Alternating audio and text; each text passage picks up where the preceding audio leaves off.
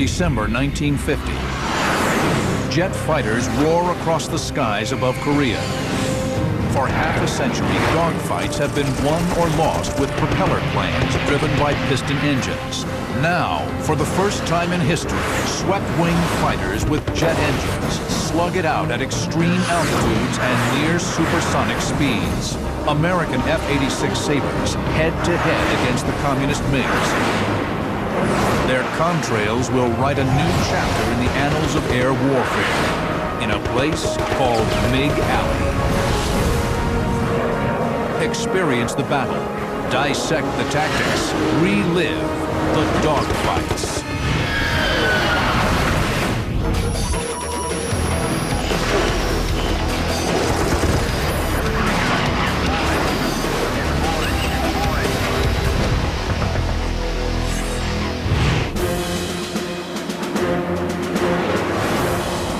August 5th, 1952.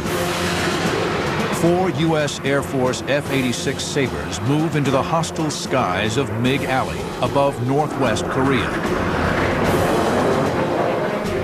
For over 2 years, nimble Russian-built MiG-15 fighters have been darting from sanctuaries in China, challenging American bombers and fighters.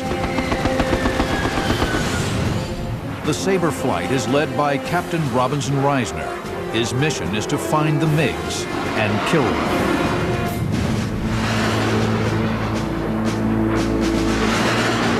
All eyes are outside the cockpit, scanning, searching for a contrail, a telltale flash of metal. Suddenly, there they are. 8 silver MiGs passing left to right, 1,000 feet below. Perfect setup. Too perfect. I can still remember seeing those MiGs below me. That was unusual. Anytime you saw MiGs below you, it was an exciting thing, but we learned quickly to suspect the situation. Risner instinctively calls check 6. His wingman responds. Lead, we've got MiGs at 3 o'clock. 6 MiGs scream in from overhead, lethal cannon flashing. The Sabres are in a trap. Now they are the prey. Risner calls a right brake. The Sabres stand on one wing, pull hard around. Neck muscles strain to keep heads upright against the heavy pull of G. The Sabres turn into the face of the enemy. Risner is screaming headlong into his first life and death encounter in MiG Alley. 2 years earlier, on June 25th, 1950, the North Korean People's Army swarmed across the 38th parallel, the dividing line between the Communist North and the Republic of South Korea. U.S. armed forces, under United Nations auspices, are committed to the fight. The North Koreans have the manpower and tanks, but their primitive air force is quickly shot to ribbons. American aircraft are free to roam the skies. Communist troop concentrations and supply lines are relentlessly pounded from the air. It had a great effect because we were able in a lot of circumstances to either curtail or certainly increase the amount of enemy army activity. But then, in November 1950, the Americans are stunned by the appearance of new Soviet-built MiG-15 jet fighters.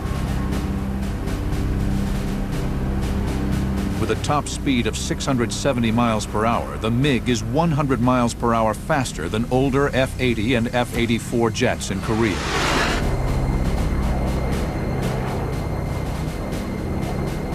The critical air supremacy achieved early in the war is now in jeopardy. The MiG was built as a point interceptor. It was light, it had a lighter wing loading, it didn't carry as much fuel, which limited the range, but made it very good for climbing purposes and turning purposes. It was optimized to shoot down B-29s. That's why it had the heavy cannon armament that it did, 223 millimeters and a 37 millimeter. The cannon was really a surprising weapon. If the guy was within about 700 or 800 feet behind you and he fired it, you could feel the vibration in your rudder pedals. When that happened to you, you knew you better do something pretty quick, left or right, but don't stay where you are. The MiG-15s dash from bases in China, just across the North Korean border. Any aircraft venturing into a 6,000 square mile slice of airspace above Northwest Korea is vulnerable. American airmen call it MiG Alley. It is here that the fiercest air battles of the Korean War will be etched across the cold blue sky. The U.S. Air Force rushes the 4th Fighter Interceptor Wing to Korea. The 4th is equipped with the new F-86A Sabre jet. It is the only airplane in the Western arsenal that approaches the MiG's capabilities. The F-86 was my very favorite plane that I've ever flown, which I used to kiddingly call my little sports car. The F-86 was a pure fighter. It was not intended to intercept or shoot down enemy bombers, but it was meant to take on enemy fighters, destroy them, and achieve air superiority. The Sabre is a strong, maneuverable, and stable gun platform, the very qualities needed in a good fighter aircraft.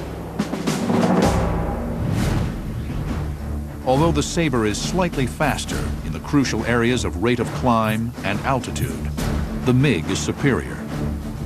That's assuming that you got the same pilots operating both of them. One of the main things that we enjoyed over the communist aircraft was that our pilots were better trained and we had better tactics eventually. F-86s launched their first combat air patrols into MiG Alley in December 1950.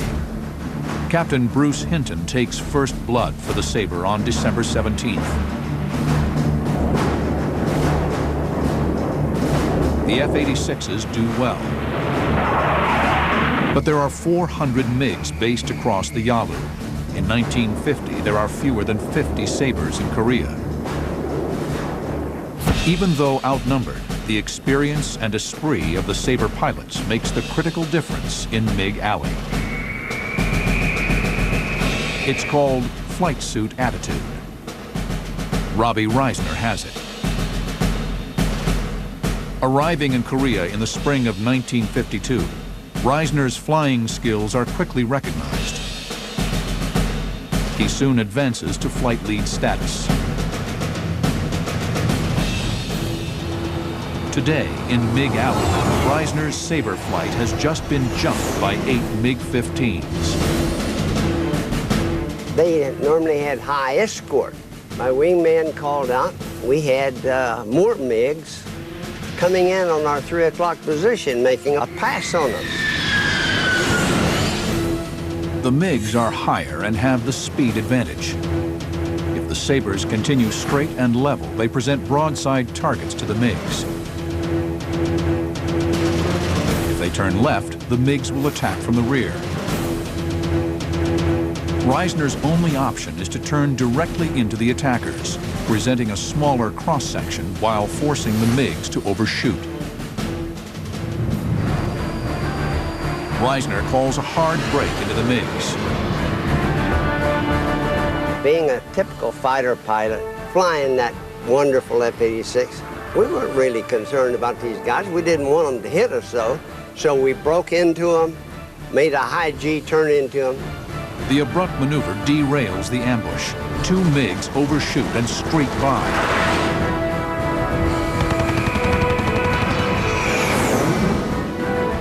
The F-86s reverse.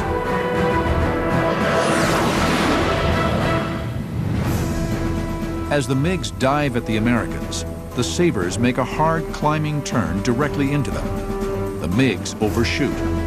The Sabres then reverse their direction, putting them on their attackers' 6 o'clock.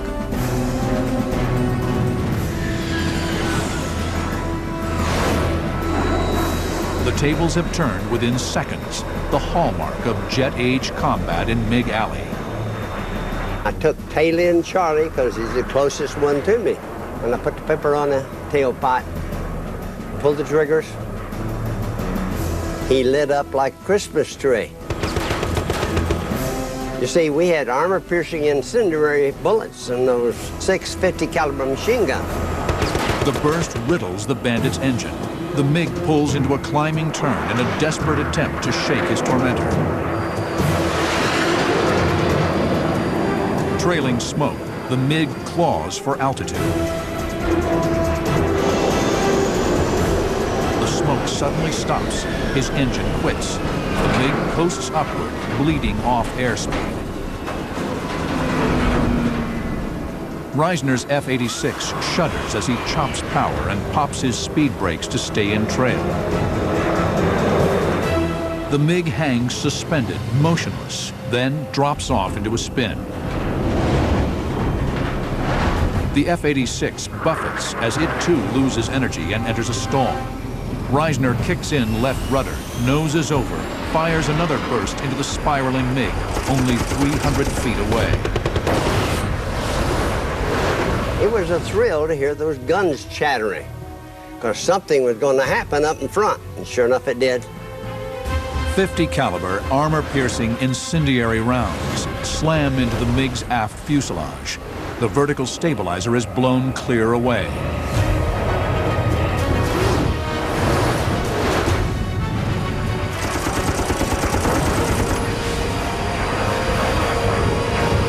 The MiG pilot ejects. The fight is over. It is Risner's first kill. I'll tell you, that was a grand feeling. We were doing what we were assigned to do, and that was to knock every MiG down we could. And that's what I did. This fight is just a prelude. 4 months later, Risner will lock horns with the best pilot he's ever seen in one of the most heart-stopping encounters of MiG Alley. September 15, 1952. Captain Robbie Risner is leading a flight of 4 F-86s into MiG Alley.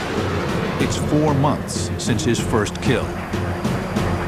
In the effort to maintain air supremacy in the MiG-infested area, the Sabres are escorting F-84 fighter bombers to an industrial area near the mouth of the Yalu River.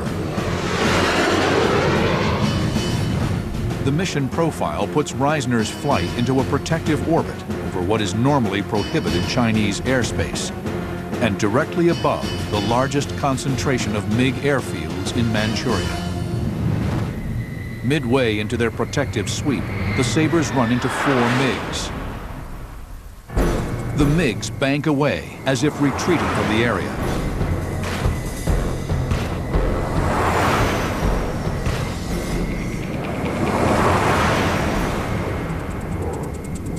But Risner suspects a trick. He continues tracking the enemy fighters. Sure enough, the MiGs turn back. They're heading for the bombers. The MiGs are initiating one of the Korean War's most remarkable encounters. Although at maximum range, the Sabre's radar-ranging gun sight finds the target with deadly efficiency.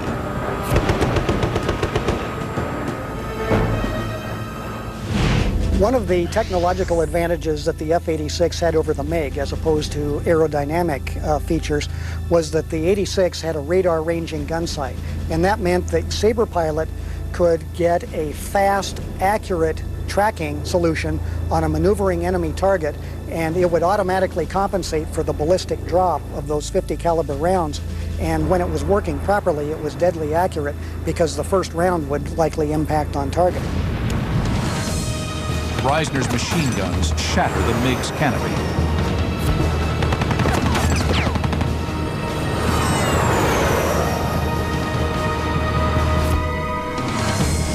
The other 3 MiGs run away.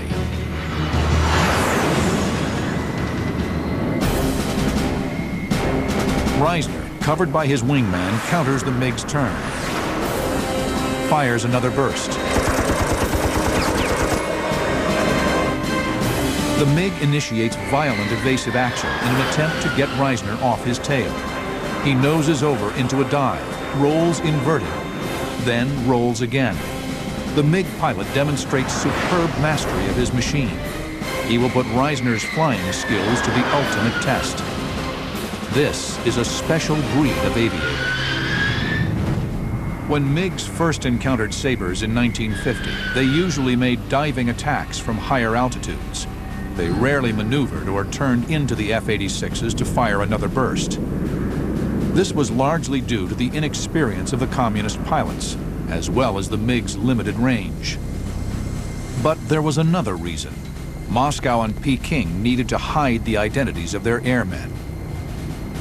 The Soviets were using MiG Alley as a clandestine training arena. Russian pilots couldn't fly within 60 miles of UN lines or over the Yellow Sea for fear of being picked up and their true identities revealed. The Russians even strafed one of their own pilots who had parachuted into the ocean.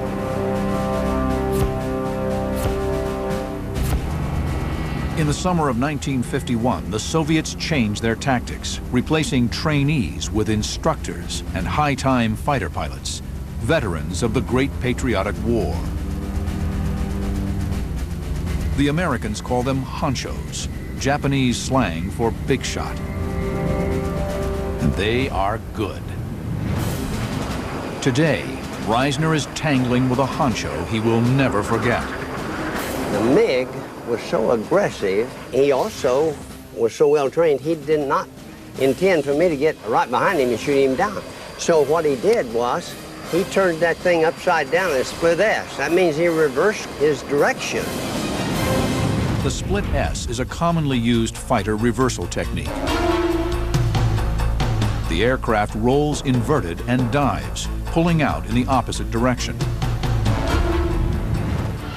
He was so low, and I was sure he wasn't going to make it, and I said to my wingman, this is going to be the easiest kill I ever had. Well, it turned out this guy made it. There should have been a fireball, but the MiG recovers miraculously into a dry riverbed. Risner watches in disbelief as the MiG twists and turns right on the deck. He was so close to the ground, he kicked rocks and debris up. I, meanwhile, had managed to get in behind him. I got dents all over my airplane where he knocked rocks, blew rocks up off of the riverbed. Well, from there on, it was a real fight. This guy was some pilot. Risner can barely keep the stick in his hands as he's thumped hard by the MiG's jet wash. The MiG flies like a banshee. He chops power, pops out his speed brakes. The MiG is trying to force the Sabre to overshoot, which will expose Risner to the MiG's cannon. Risner counters by rolling his jet over the MiG, bleeding off airspeed while keeping on his adversary's 6 o'clock. Then, the MiG firewalls the throttle and accelerates away in a hard turn, pulling maximum G. He took me on a mad race, and I'd get in a shot at him every once in a while. We were tenacious as a bulldog. We just didn't want to turn him loose. The MiG reverses his turn. Another burst from Risner. Parts of the tail fly off. The fuselage begins to smoke.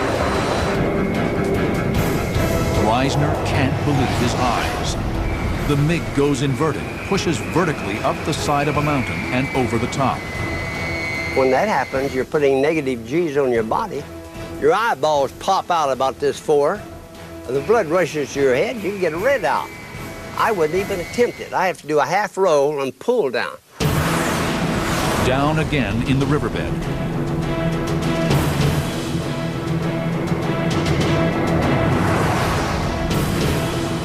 The MiG chops power.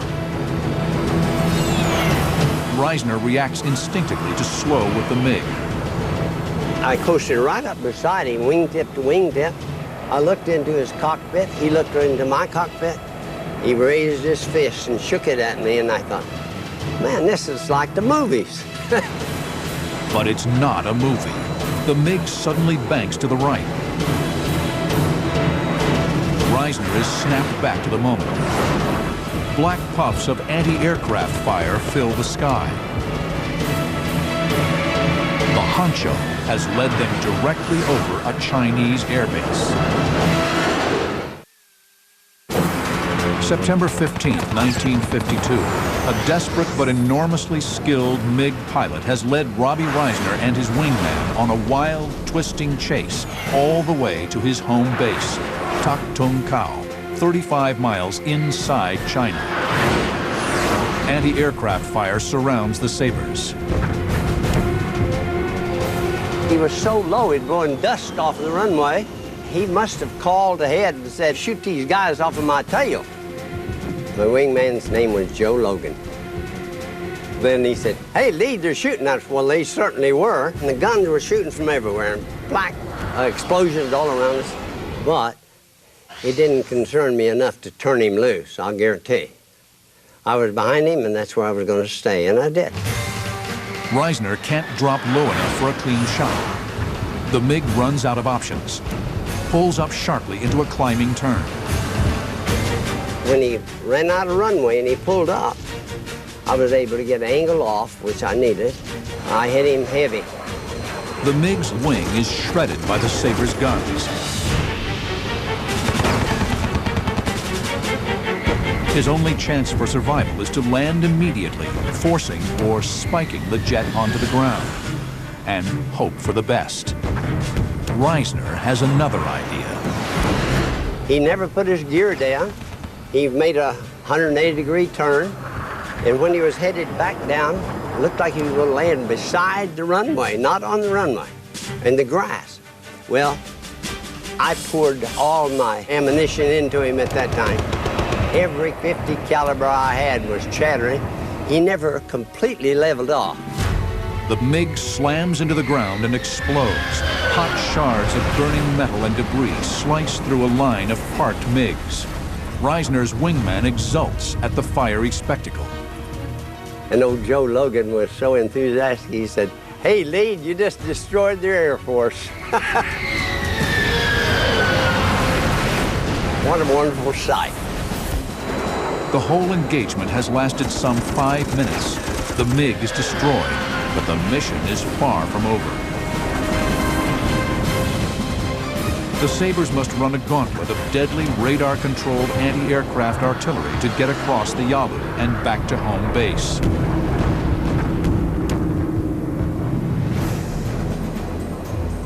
Throughout the war, crossing into Chinese airspace was officially forbidden, except in cases of hot pursuit.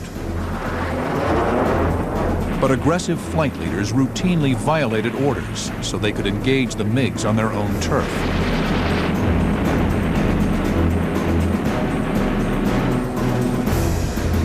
Cruising for MiGs in Manchuria was conducted within a conspiracy of silence. Flight leaders chose wingmen who would play along and keep quiet. Squadron commanders didn't discuss it, and many rolls of incriminating gun camera film mysteriously disappeared. Leaving a trail of flaming MiG wreckage in their wake, Risner and his wingman turned south, out of China.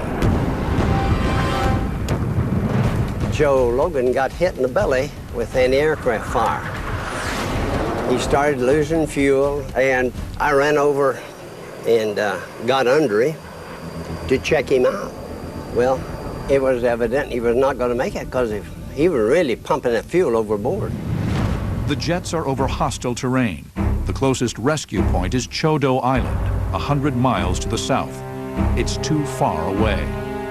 Risner is going to do something unprecedented. I had him throttle back gradually and let the nose down. And I don't know where I got the wild idea. Nobody had done it before. What I did was I hooked my nose in his tailpipe. In a display of superb airmanship, for over half an hour, Risner repeatedly nudges his wingman's lifeless jet over the sea. With rescue planes in sight, Logan tells Risner he'll see him back at Kimpo. Then he ejects. Now, Joe landed in the water. The choppers and the amphibians were having an argument who got to rescue him. Well, the choppers finally won by saying, it's my turn. You got the last one. The helicopter attempts to use its rotor wash to fill Logan's parachute and blow him to shore. The young pilot is ensnared in his parachute lines. Some of the ripcords tangled around Joe's neck, and he drowned. So after all that effort, we lost Joe Logan. There is a war to be fought. 2 days later, Robbie Risner scores another kill in MiG Alley. He'll leave Korea with a total of 8 MiGs to his credit. Robbie Risner will return to combat in Southeast Asia during the Vietnam War, flying F-105 Thunder Chiefs into the heavily defended north.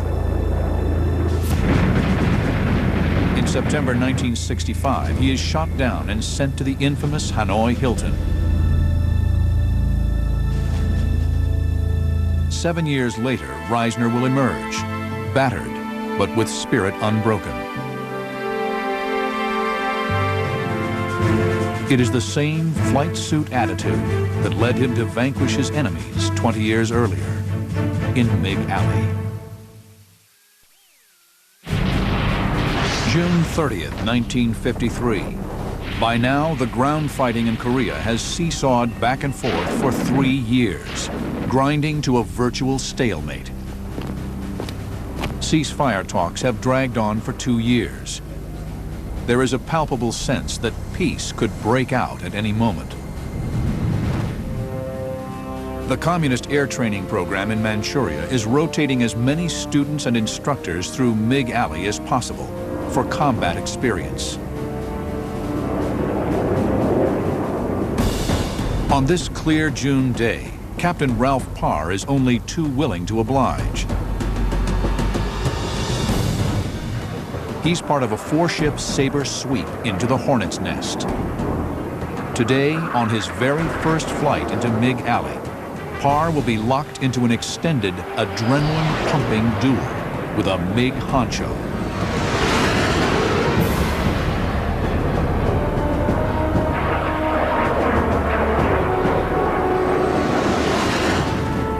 The flight leader is Vermont Gary Garrison, 335th Squadron Commander. The flight moves into combat spread. Parr sees movement at his 1 o'clock position. They called the flight out, and we had a flight of 16 MiGs flying almost opposite us. Undetected, the 4 Sabres stalk the 16 MiGs like cheetahs moving through tall grass. The MiGs don't know we're there, and we're closing on them slowly. I'm doing everything but pushing my airplane by hand, trying to get it to go faster. I'm quietly saying to myself, "Don't shoot yet, Gary. Gary, don't shoot. Don't shoot yet."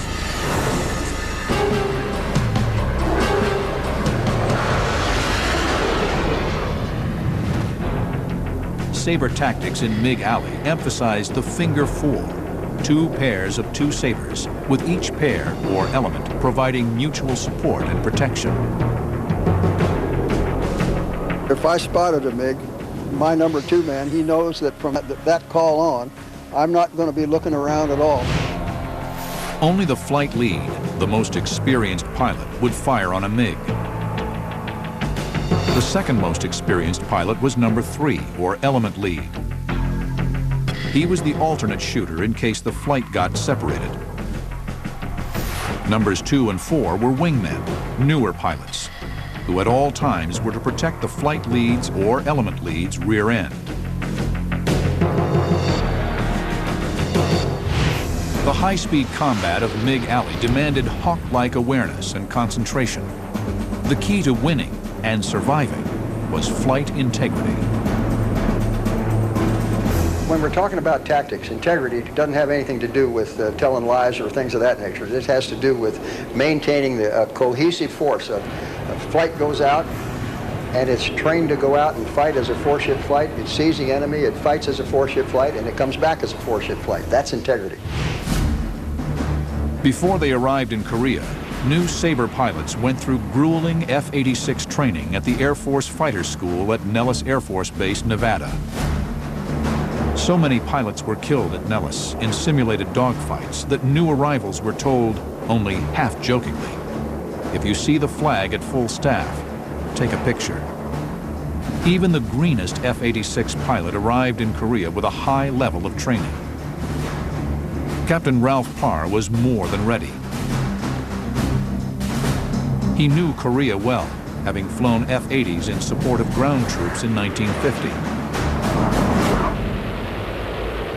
After his F-80 tour, Parr returns to the States and to the cockpit of the F-86.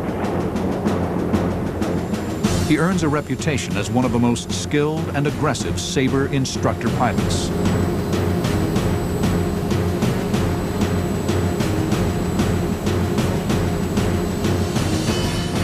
In fighter pilot lingo, Parr is a good stick, and he's champing at the bit to kill MiGs. In the summer of 1953, with the 4th Fighter Wing, Parr will demonstrate his deadly prowess. 4 F-86s are tracking 16 unsuspecting MiGs. Vermont Garrison, the flight leader, is the shooter.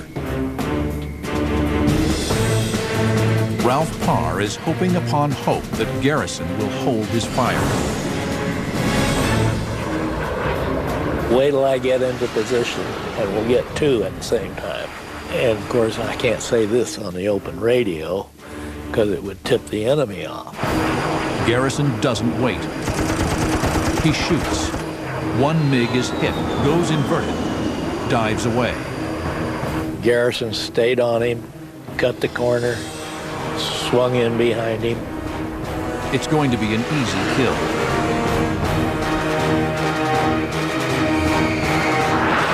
Garrison, followed by his wingman, dives after the smoking MiG.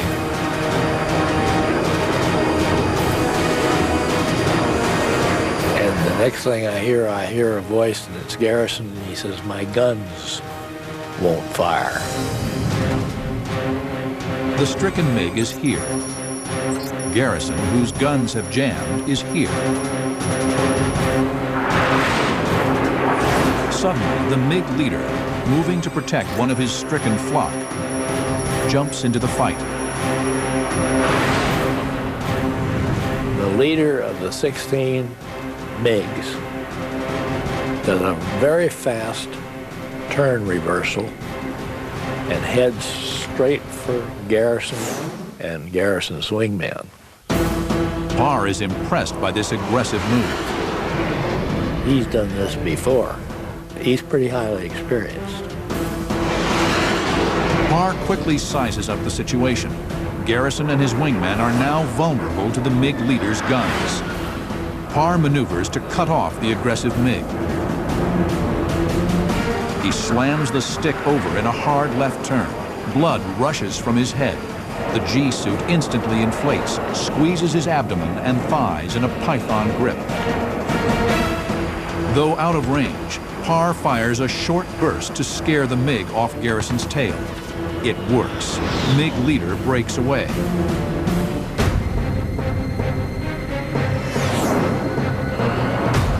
Parr gives chase, maneuvers for a clean shot. I latched onto this guy at about the ballpark of about 1,800 feet and brought my pipper up and put the pipper on his fuselage, getting ready to shoot him. And he started his maneuvering. And we had a dogfight that lasted 6 minutes before the first shot was fired. MiG lead is a honcho and one hell of a pilot. He jinks frantically, turning hard left, then right. He throws his jet around the sky, rolling and twisting. The red pilot tries multiple split S reversals, anything to shake Parr off his tail and turn the tables on his attacker. The MiG leader is skilled and not ready to die. Parr hangs in but can't draw a bead. This honcho may live to fight another day. It had reached a point whereby I didn't know whether I was going to know how to let him go or not. The MiG is sliding out of reach, but the Sabre has a technological edge that will decide the contest. June 30th, 1953. In MiG Alley, the battle has turned into a giant swirling furball, like something out of World War II, but faster and higher. Captain Ralph Parr is in the thick of it. We went into just a roaring gunfight between 20 aircraft, 4 of them ours. Fortunately for Parr, the machine in which he's staking his very existence had reached its ultimate expression by 1953. The F-86A models that first went to Korea in December 1950 were excellent gun platforms. But they were heavier than the MiGs, and their 5,400-pound thrust engines couldn't get the Sabre up to the MiG's 50,000-foot altitude. They were also outnumbered, 8-1. In December 1951, the 51st Fighter Interceptor Wing joins the fight in MiG Alley. It's now roughly 130 Sabres to 350-plus MiGs. The 51st arrives with F-86Es, which introduce the so-called flying tail to the Sabre. On earlier models of the F-86, the elevator, or up and down control surface on the tail, was unresponsive near supersonic speed. The force of air made it impossible for the pilot to move the stick. A serious handicap in air combat. The E model's totally new flying tail is hydraulically boosted, providing positive elevator control, even at maximum airspeed. In August of 1952, yet another, and the most lethal version of the Sabre, streaks into MiG Alley. The F-86F. The F has a more powerful 6,090-pound thrust engine, bringing the Sabre nearly equal to the MiG in 2 critical areas. Rate of climb, over 9,000 feet a minute, and service ceiling, 49,000 feet. The Sabre's wing also undergoes a significant change. The movable leading edge slats, originally designed for greater control at low airspeed, disappear. Most jet combat, not all, but most tended to occur at higher airspeeds where the slats were really not much advantage. The slats are replaced with a new non-movable leading edge that's extended 6 inches at the wing root and 3 inches at wing tip.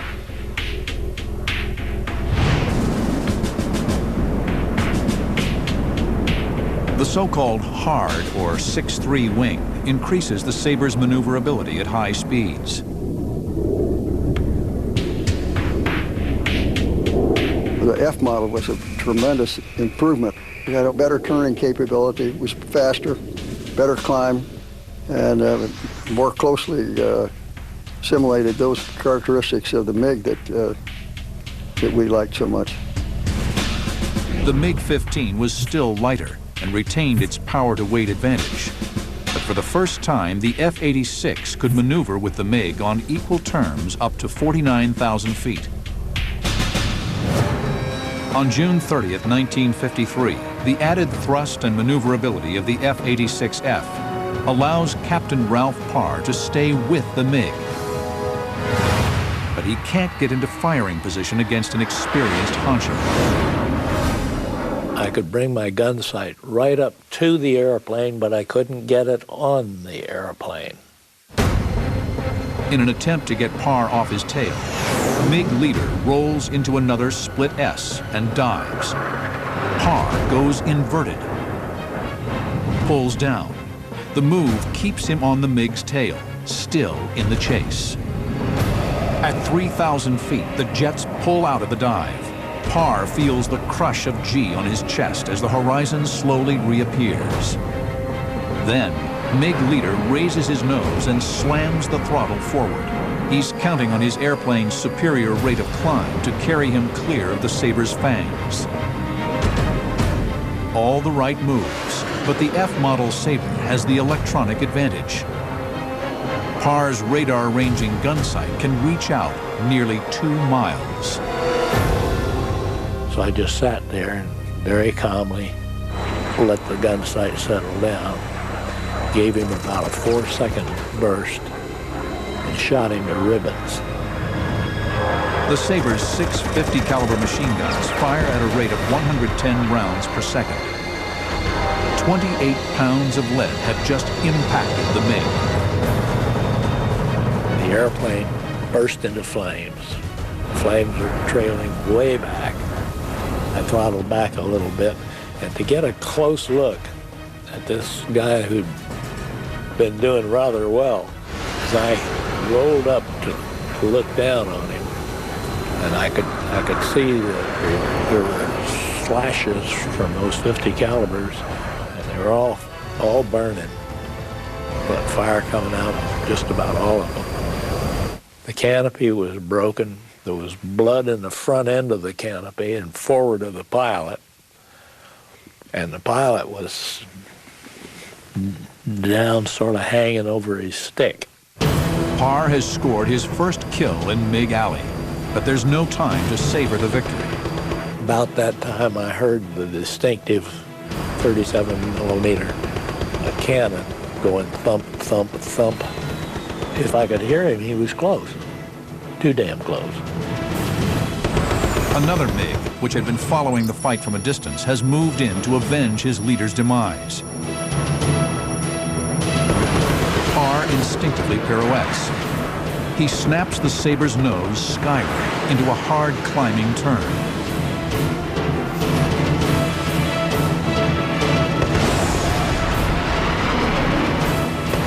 The MiG pilot is surprised. He overshoots. Parr reverses his turn. The MiG is his. Parr's deft maneuver has put him into a good firing position behind his adversary. He turned left about 45 degrees, and when he rolled level, I knocked him out of the sky. I hit him so it couldn't miss. 2 MiGs in rapid succession.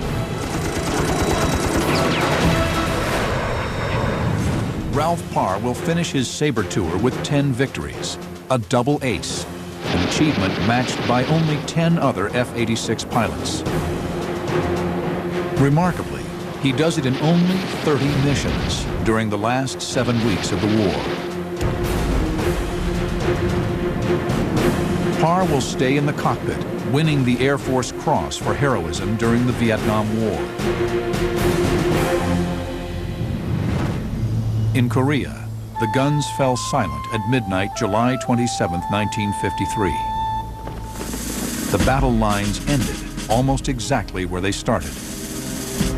No formal truce officially ended the hostilities. The F-86s scored an impressive record in MiG Alley. Against a loss of 78 of their own, the Sabres shot down almost 560 MiGs, 7-1 in favor of the F-86. In a war without winners, the battle for air superiority in MiG Alley was the only clear victory. The region remains a powder keg to this day. The sound of jets still reverberates through the mountains of the Korean Peninsula. Mach 2 capable F-15s and F-16s now take to the skies once patrolled by the F-86. In the north, MiG-15s have given way to MiG-21s and advanced MiG-29s. Long-range air-to-air missiles are the weapons of choice for these technological wonders. Should war return to Korea, these modern-day adversaries will engage from miles away. They will never face off in flashing dogfights that were the hallmark of MiG Alley.